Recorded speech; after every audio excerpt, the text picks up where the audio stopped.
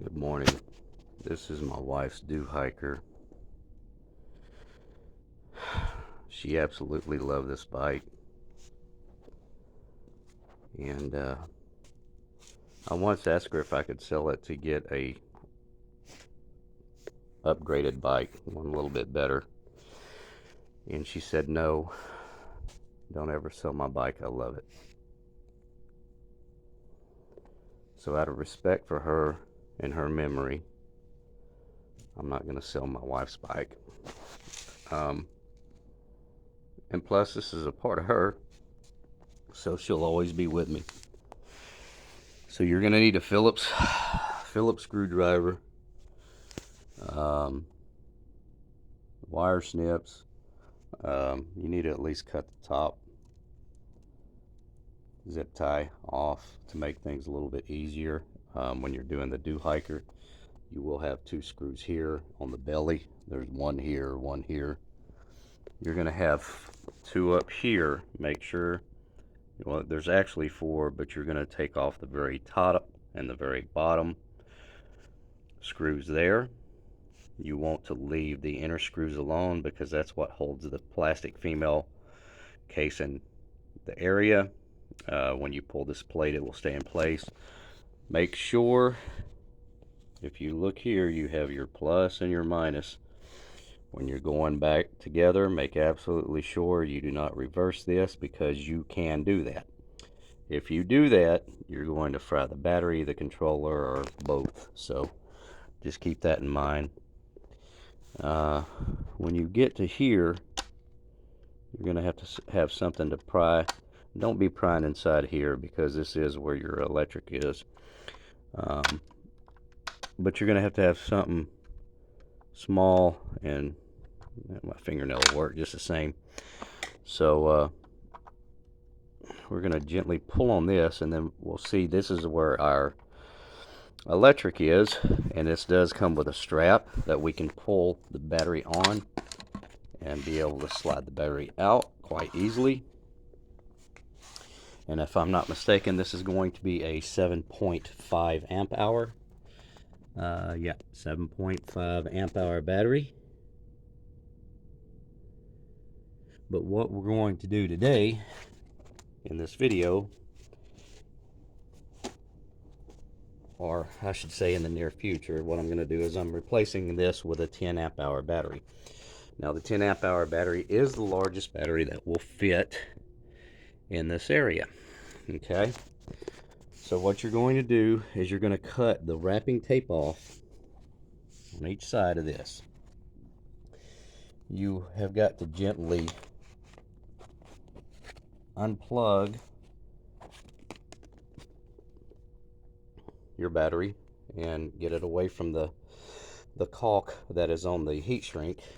Once you have that away, then you have to very gently cut that foam area out on this aluminum plate.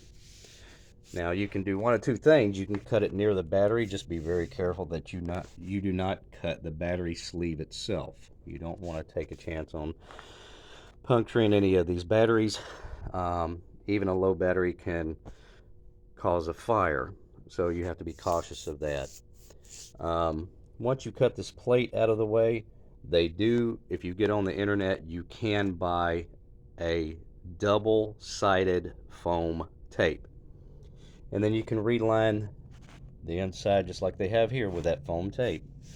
Now what I use going back with this, I actually just go to a Walgreens or whatever, and I will buy medical tape.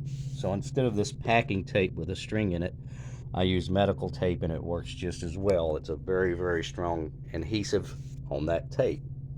Now, once that is done, you can simply put your brand new 10 amp hour battery in its place, and then once it's there, and make sure on the L bracket you have up here that your string is facing towards the front, just like this one, and then your battery will slide right back in this spot.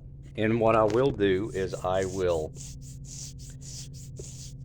add a link to where to buy the battery from. I use Camrider and I use Nation. Those are the two only batteries that I really found personally that I trust as far as the correct amp hour battery. I've seen a lot of batteries that claim 14 amp hours, they'll be 10 amp hours or what. So there's a lot of cheap fake Chinese batteries out there, but Nation and Camrider are a couple of good battery companies that I've used in the past, and of course that's what I'm going to use it on. This is a Nation 10 amp hour battery, and that's going to give us a quite a bit further distance, especially with the pedal assist. The only downside that I found to this bike, I love my wife's bike, I really do.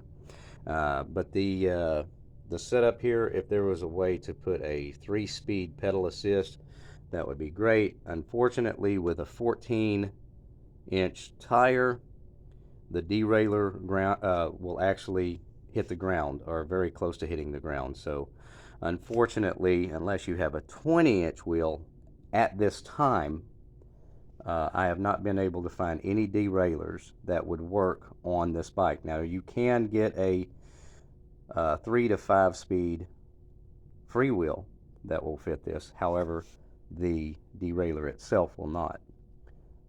So in my experience, you need at least a 20-inch wheel to be able to run a freewheel with a derailleur on these bikes. So being a 14-inch, not going to work. However, the cool thing is even though you can't pedal fast with the Dohiker or the Exlvan, you can get that larger battery out of it to use it as a moped and get a much further distance. So anyway, I hope this video helps, and again, I will put the link in the description on the very first comment. That way you guys can just go into the comment section and look there, and you will see that. Again, when you go back with the battery, make absolutely sure your plus and your minus do line up. Do not screw up and get that in backwards, because then you're going to be turning around and replacing some more stuff. So anyway, I hope this video helps out, and it's a very simple process. From 1 to 10, it's like literally 2, 3 tops. I mean, it's a very, very simple deal. Just pretty much anyone can do this. It is very simple. Also, watch when you go back in. Make sure you do not cross thread these, because this is aluminum, and you want to get them snug, but don't wrench them down too tight. You can strip the aluminum out. Also, I suggest when you go back, because you're going to be doing that, is you need to add blue Loctite. When you do slide the battery back in, what is going to make it much easier also, the last thing I will say before I get off here, make sure the bicycle is in its riding position, up position, even if you have to get help, because when you slide the aluminum plate back in, you want these holes to be at the bottom, because this thing does have some play. It's going to flop around. So you want to make sure that the bicycle is in its upright position.